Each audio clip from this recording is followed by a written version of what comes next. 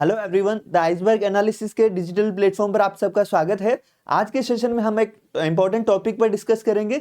देखिए, यहाँ पे अभी रिसेंट वेनेजुएला में अमेरिका के द्वारा किए गए ऑपरेशन के बाद ये इंटरनेशनल अफेयर्स में ये एक इंपॉर्टेंट मुद्दा है कि क्या रशिया और अमेरिका के बीच कोई सीक्रेट डील हुई है जिसमें वेनेजुएला और यूक्रेन के लिए कुछ समझौता किया गया है, अनऑफिशियल समझौता। तो इसके बारे में इस क्लास में हम लोग इसको पूरा कंप्लीट डिस्कशन करेंगे। इस क्लास में हम लोग ये डिस्कस करेंगे कि क्या ऐसी डील हुई है या इसके क्या इंप्लीकेशंस हो सकते हैं उसके बारे में, और वर्ल्ड ऑर्डर पे इसका क्या इफेक्ट पड़ेगा उसके बारे में हम लोग कंप्लीट डिस्कशन करेंगे। तो सबसे पहले हम लोग बात करें कि क्या इस तरह की डील हुई है। देखिए, रशिया और आपके अमेरिका के बीच में जैसे 2014 के बाद जैसे रशिया ने क्रीमिया पर कब्जा किया, उसके बाद रशिया को G8 ग्रुप से निकाला गया, G7 समूह हो गया। तो उसके बाद से लगातार रशिया वर्ल्ड ऑर्डर में एक तरह से अलग थलग करने का प्रयास किया जा रहा है। हालांकि पूरी तरह से अलग थलग या आइसोलेटेड अमेरिका रशिया को नहीं कर पाया।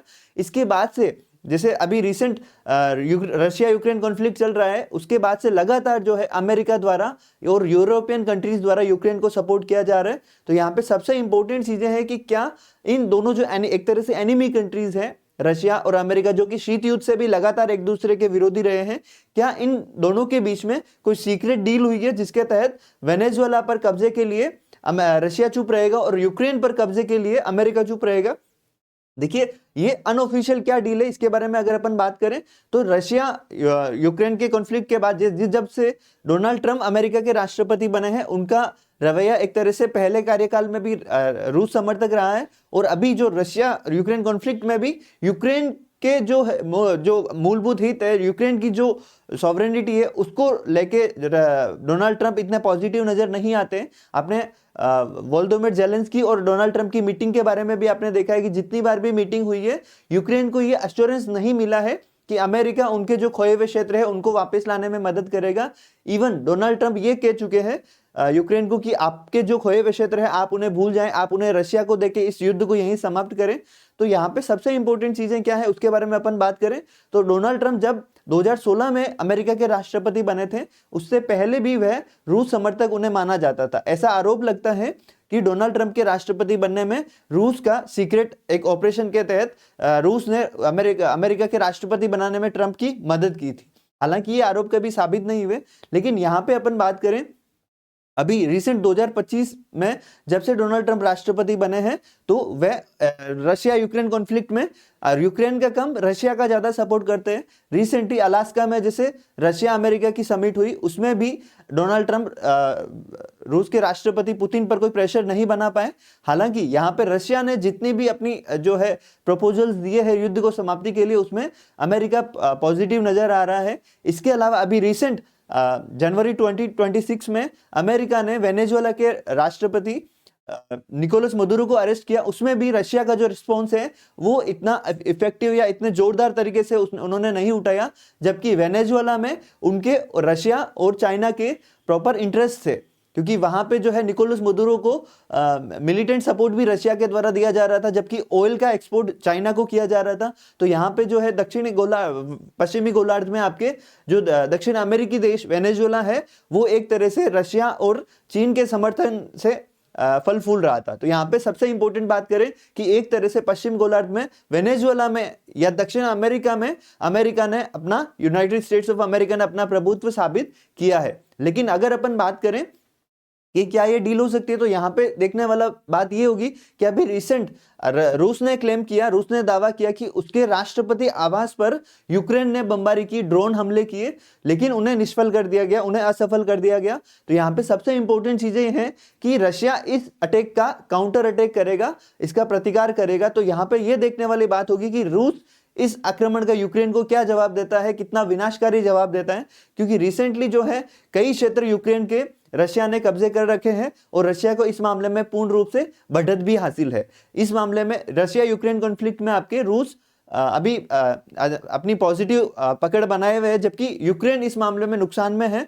इसके अलावा जो अमेरिका के राष्ट्रपति है वह भी युद्ध को जल्दी समाप्त करने के पक्ष में है और उन्होंने रूस की कई प्रपोजल्स को अपनी सहमति दे दी है। तो इसके अकॉर्डिंग अगर देखा जाए तो यहाँ पे अगर रूस यूक्रेन के बीच में अगर अमेरिका मध्यस्थता करता है तो ये एक तरह से रूस के लिए फायदेमंद रहेगा। इसके अलावा जैसे वेनेजुएला में अभी जो अमेरिका ने जो क्रूड ऑयल पे कब्जा किया या अपने अकॉर्डिंग सरकार चलाने या अपने अकॉर्डिंग क्रूड ऑयल का एक्सपोर्ट करने का जो डिसीजन लिया है उसमें भी वो पूरी तरह से सफल होता नजर आ रहा है। तो यहाँ पे देखिए वर्ल्ड ऑर्डर में कई बड़ी कंट्रीज के बीच में आपस में जो है मौन सहमति या मौन समझौते इस तरह से किए जाते हैं जो ऑफिशियल नहीं होते। लेकिन यहाँ पे जो इंपॉर्टेंट चीज है वो ये है कि भाई रशिया और चाइना का वेनेजुएला में एक इंटरेस्ट था जिसके तहत रशिया वेनेजुएला को S-300 missile defence system, Sukhoi aircraft वगैरह भी देता था मिलिट्री सपोर्ट के रूप में, और चाइना वेनेजुएला के साथ मिलिट्री इक्विपमेंट के साथ साथ ऑयल भी एक्सपोर्ट करता था। तो चाइना को इस तरह से एक जबरदस्त नुकसान हुआ है।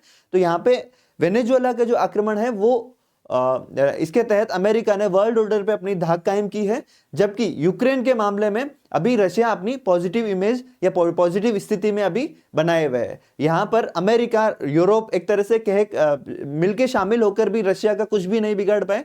हालांकि यहाँ पे युद्ध लंबा खींचने से वर्ल्ड ऑर्डर पे जो है रशिया की इमेज थोड़ी सी कम हुई है। लेकिन यहाँ पे सबसे इंपॉर्टेंट चीजें हैं कि रशिया ने व्यापार के साथ और अपने खुद को बिल्कुल वर्ल्ड से बिना आइसोलेट हुए एक तरह से अपनी स्थिति मजबूत ही की है, क्योंकि यहाँ पे ये यूक्रेन और रशिया के बीच में कॉन्फ्लिक्ट नहीं है, ये कॉन्फ्लिक्ट रूस और नाटो समर्थक कंट्रीज के बीच में है। तो यहाँ पे रशिया एक तरह से पॉजिटिव, एक सकारात्मक और एक ताकतवर उभरा है जियोपॉलिटिक्स में। तो सबसे इंपॉर्टेंट चीज है कि यहाँ पे अगर रशिया आने वाले समय में अगर यूक्रेन रूस युद्ध के पहले ही अगर अपनी स्थिति या अपने कुछ और क्षेत्र हासिल करता है तो उसमें उसको ज्यादा दिक्कत नहीं आएगी और वह अपनी प्रभुत्वता अपने यूरोप और एशिया में अपनी प्रभुत्वता साबित करने में सक्षम हो सकता है। तो यहाँ पे सबसे इंपॉर्टेंट जो देखने वाली बात होगी कि इस तरह के सीक्रेट समझौते से इनकार नहीं किया जा सकता। लेकिन यहाँ पे जो सबसे इंपॉर्टेंट है कि रूस और यूक्रेन के जो कॉन्फ्लिक्ट है, जो संघर्ष है, उसका नतीजा क्या होता है, सब कुछ उसी पर निर्भर रहेगा और उसमें अमेरिका की क्या भूमिका रहती है, अमेरिका का क्या रिस्पॉन्स रहता है, उस पर सबसे इंपॉर्टेंट रहेगा। क्योंकि वेनेजुएला के मामले में रूस की जो आवाज है या रूस ने जो रिस्पॉन्ड किया है उसके अकॉर्डिंग वह इतना पर्याप्त नहीं था कि भाई इसका एक करीबी अलाई इस तरह से रिजीम चेंज हो गया और रूसिया ने उसका कोई रिस्पॉन्ड नहीं किया।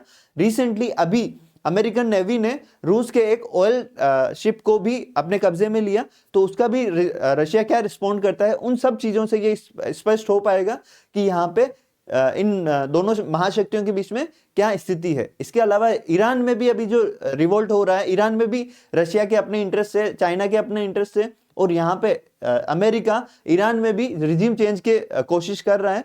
तो उसमें भी रशिया और चाइना इन सब का क्या रिस्पॉन्स रहता है, तो उस मामले में हम लोग एक नए सेशन में डिस्कस करेंगे। तो आई होप आपको आज की सेशन पसंद आया होगा। लाइक कमेंट जरूर करें, आपके कोई सजेशन है तो आप कमेंट बॉक्स में दें, वीडियो को शेयर करें और चैनल को सब्सक्राइब नहीं किया तो सब्सक्राइब करें। मिलते हैं नए वीडियो में नए सेशन के साथ। Thank you everyone.